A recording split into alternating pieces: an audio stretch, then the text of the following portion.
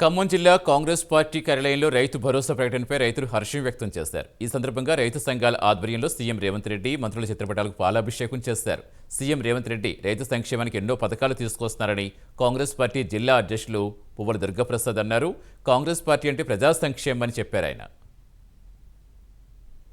సంవత్సరం ముగిసిన తర్వాత ఎన్నో ఒడిదొడుకులు ఎదుర్కొన్నప్పటికీ కూడా అవి ప్రజల వరకు చేరకుండా అది ప్రభుత్వం తనలో తనే మదన పడుతూ ప్రజలకు ఏం చేయాలి అని చెప్పేసి ఆలోచించి ప్రతి ఒక్కటి కూడా చెప్పిన హామీలే కాకుండా చెప్పని హామీలు కూడా అమలుపరుస్తూ ఈరోజు రైతుల కళ్ళల్లో ఆనందం చూడాలని చెప్పి జనవరి 26 ఫౌండేషన్ సందర్భంగా ఈరోజు రైతు భరోసా అయితే ఏంటి, ఇందిరమ్మ అయితే ఏంటి, రెండూ కూడా ఇవ్వటం నిజంగా చాలా సంతోషంగా ఉంది.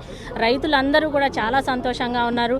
రైతు దండగా అన్న దగ్గర నుంచి రైతులు దేశానికి వెన్నుముక అనే స్థాయికి తీసుకొచ్చినటువంటి ఘనత కాంగ్రెస్ ప్రభుత్వాన్ని. కాబట్టి ఇలా కాంగ్రెస్ ప్రభుత్వం వచ్చాక ప్రజాపాలన, ప్రజల పాలన, ప్రజల కోసం పనిచేసే పాలన.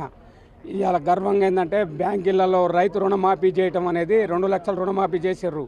12,000 భూమి లేని వాళ్ళకి 12,000, భూమి ఉన్న వాళ్ళకి 12,000 రూపాయల చొప్పున గవర్నమెంట్ రైతులందరినీ గుర్తించి ఇవాళ 12,000 రూపాయలు మా రైతులకి ఇస్తున్నారంటే నిజంగా ప్రభుత్వంలో డబ్బు లేదని అంటున్నారు.